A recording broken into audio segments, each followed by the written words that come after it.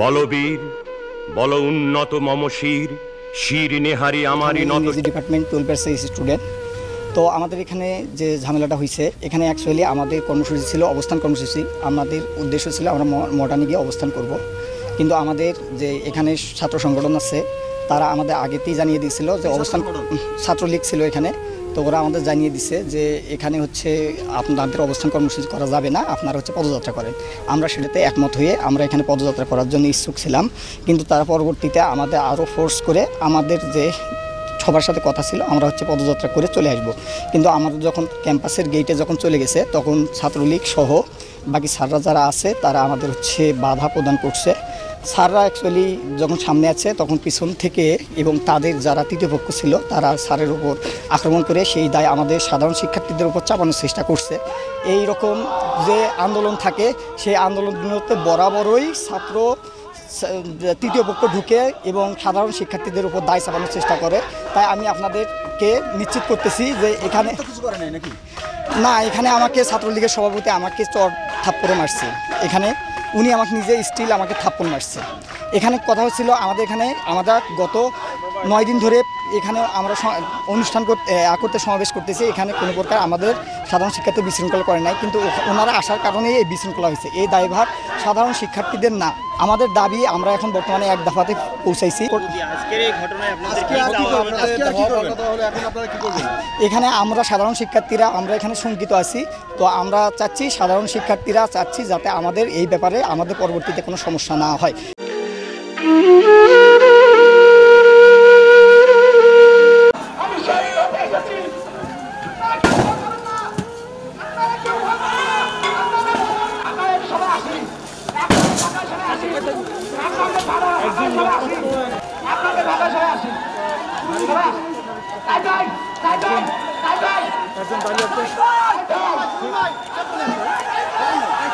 বলবীর বল উন্নত মম শির শির নেহারি আমারই নত শির ওই শিখর হিমাদ্রির।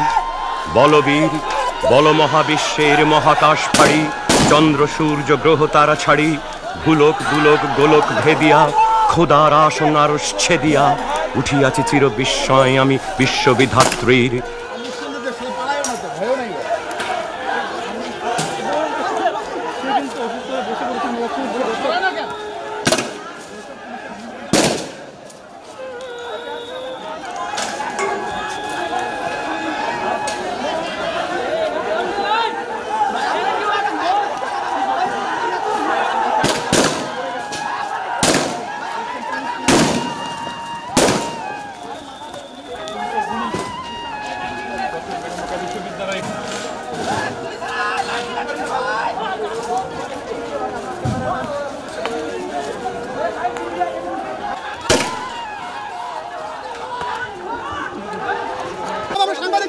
সাংবাদিকরা 3 জন সাংবাদিক আহত হয়েছে।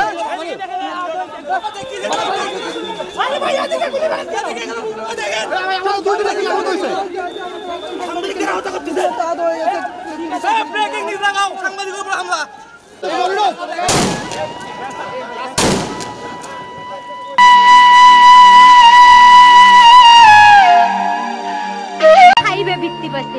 আমার ভাই এইটে পাচ্ছে, আমার ভাই মেট্রিকে পাচ্ছে, ইন্টারে রংপুর কলেজত ভাই সরকারি কলেজত স্কলারশিপ পাতে ভাই।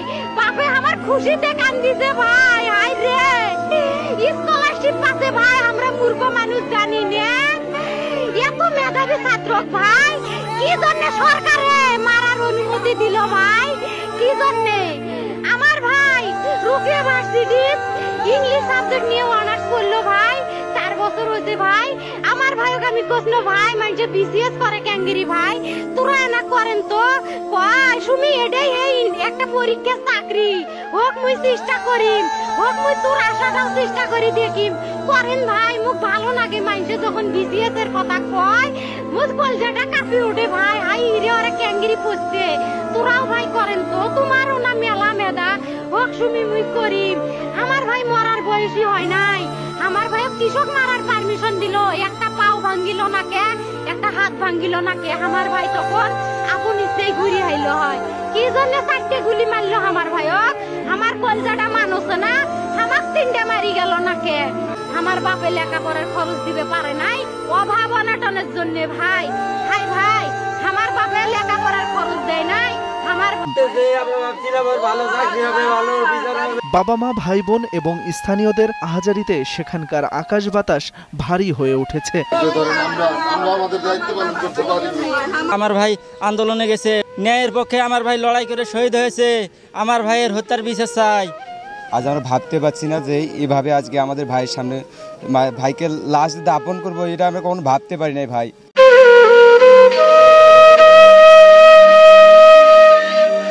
জাফরপাড়া বাবনপুরে তার পারিবারিক কবরস্থানে। এর আগে জাফরপাড়া কামিল মাদ্রাসা মাঠে 2 দফা জানাজায় পুলিশের উপস্থিতিতে শিক্ষার্থী, সহপাঠী, আন্দোলনকারীরা ছাড়াও হাজার হাজার মানুষ তার জানাজায় অংশ নেয়। জানাজায় বিশ্ববিদ্যালয়ের পক্ষ থেকে কলা অনুষদের dean professor doctor Shafiq Ashraf, ইংরেজি বিভাগের বিভাগীয় প্রধান আসিফ আল মতিন সহ শিক্ষকরা অংশ নেন। আমরা আসলে খুবই মর্মাহত, খুবই দুঃখিত যে আমাদের সন্তানকে আমরা রক্ষা করতে পারিনি। এটা আসলে আমাদের এক ধরনের ব্যর্থতা, ফেলিওরিটি। তো এই জন্য আমাদের শিক্ষকদের ভিতর থেকে ইংরেজি বিভাগের প্রধান এবং বিভিন্ন বিভাগ আমাদের পিছনে যে দাঁড়িয়েছে, বিশ্ববিদ্যালয়ে অসংখ্য শিক্ষক আমরা উপস্থিত হয়েছি। আমরা তাদের পরিবারের কাছে দুঃখ প্রকাশ করছি এবং ক্ষমা প্রার্থনা করছি।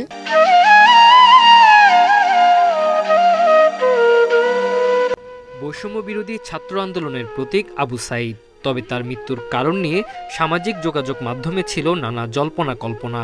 একটি ময়নাতদন্ত প্রতিবেদন শেয়ার করে বলা হচ্ছিল তিনি মারা গেছেন মাথায় ভারী কিছুর আঘাতে। ময়নাতদন্ত রিপোর্টে তদন্ত চলতেছে, এই তদন্তের মাধ্যমে বের হয়ে আসবে কারা প্রকৃত আসামি। বিশ্ববিদ্যালয় প্রশাসনের ব্যক্তি, পুলিশ সদস্য, বহিরাগত, রাজনৈতিক ব্যক্তিত্ব, যেই হোক না কেন। রংপুর মেডিকেল কলেজের ফরেনসিক বিভাগের প্রধান ইনজুরির কারণে আসলে মৃত্যু হয় নাই। হেড ইনজুরি, লেসারেশন আছে, তবে মাল্টিপল প্লেট শরীরের বিভিন্ন অংশে ঢুকে তার ইন্টারনাল হেমোরেজ হয়েছে এবং স্ট্রাকচার ড্যামেজ করেছে, যার কারণে আবু সাইদের মৃত্যু হয়েছে। অবশ্যই হোমিসাইডাল, যে তাকে গুলি করে মারা হয়েছে। চিকিৎসকের দাবি, গত 30 জুলাই মামলার তদন্তকারী কর্মকর্তাকে এই প্রতিবেদন দেয়া হয়, কিন্তু প্রতিবেদনটি ট্যাম্পারিং করতে সেই সময় বিভিন্নভাবে চাপ দেয়া হয়েছিল তাকে। রিপোর্টটা আসলে তারা যে কোনোভাবে আসলে টেম্পারিং করতে চেয়েছিল, যেটা যেন এমনভাবে দেখায় যেন এটা আসলে হেড ইনজুরি কিংবা অন্য কিছু হয়ে থাকে।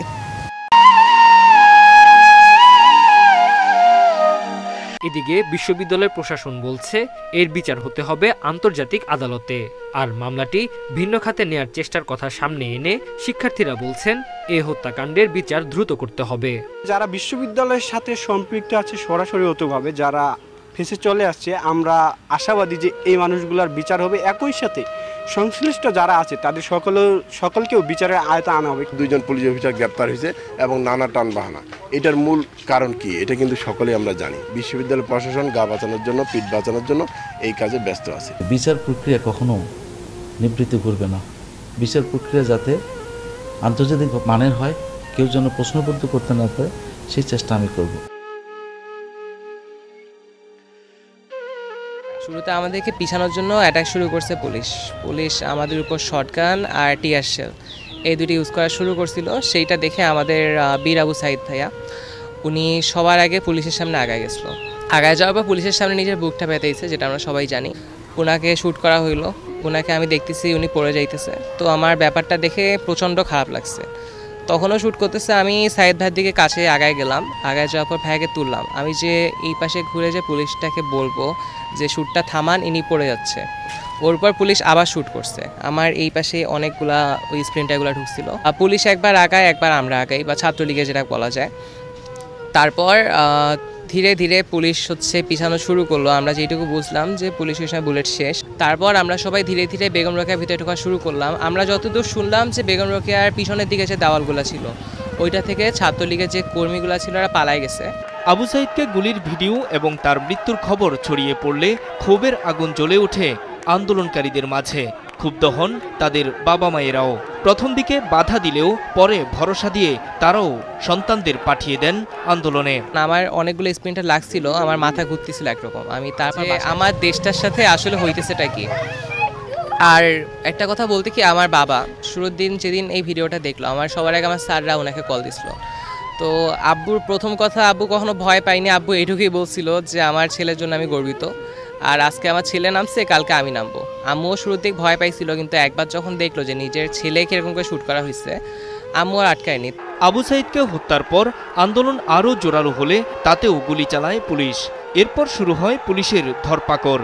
যে শিক্ষার্থীরা সাইদের সহযোদ্ধা হয়ে লড়েছে তাদেরকেই সাইদের হত্যাকারী হিসেবে অভিযুক্ত করে গ্রেপ্তার করে নিয়ে যাচ্ছিল পুলিশ। মাহিম নামের একজন আমার ব্যাচমেট, ওকে ধরে নিয়ে গেল, ও নাকি সাইদ হত্যা মামলার সাথে জড়িত, যেখানে ছেলেটা তো ওই দিন আন্দোলনে গেছেও পড়ে। এরকম সহ আরও অনেককে জড়িয়ে ধরা হয়েছে যে আমরা নাকি সাইদ ভাইকে হত্যা করছি। সো একদিক থেকে হচ্ছে এইটা যে আমি যে আমার আন্দোলনের ফ্রন্ট লাইনে ছিলাম, কিংবা সাইদ ভাইকে যে আমি সেভ করছি, এই জন্য এমন হইতে পারে যে হয়তো আমাকে রিমান্ডে নেওয়া হবে। তবে তাতেও শেষ রক্ষা হয়নি। অবশেষে আসে বিজয়। এখন সেই বিজয়কেই অর্থবহ করতে চান এই শিক্ষার্থী। শেষ পর্যন্ত বিজয়ের দিন পর্যন্ত আমরা আন্দোলনটা চালাই গেছি। প্রথম যে স্বাধীন শহর, এটাও আমি রংপুরকেই বলবো। আজকে আবু সাঈদের কথা মনে পড়ছে আমাদের, যে আবু সাঈদের ছবি বাংলাদেশের প্রতিটি মানুষের মনে গেঁথে আছে, এটা কেউ ভুলতে পারবে না। কি অবিশ্বাস্য একটা সাহসী যুবক, বন্দুকের সামনে দাঁড়িয়ে আছে, এবং তারপরে থেকে কোনো যুবক, কোনো যুবতী আর হার মানে নাই, সামনে গিয়ে গেছে এবং বলছি যত গুলি মারো, মারতে পারো, আমরা আছি। তো যার কারণে এটা সারা বাংলাদেশ জুড়ে এই আন্দোলন ছড়িয়ে গেছে, এবং যার কারণে বাংলাদেশ এই দ্বিতীয়বার স্বাধীনতা অর্জন করলো। এই স্বাধীনতাটা আমাদেরকে রক্ষা করতেই হবে। মৃত্যুকে করেছে মহান আবু সাঈদ।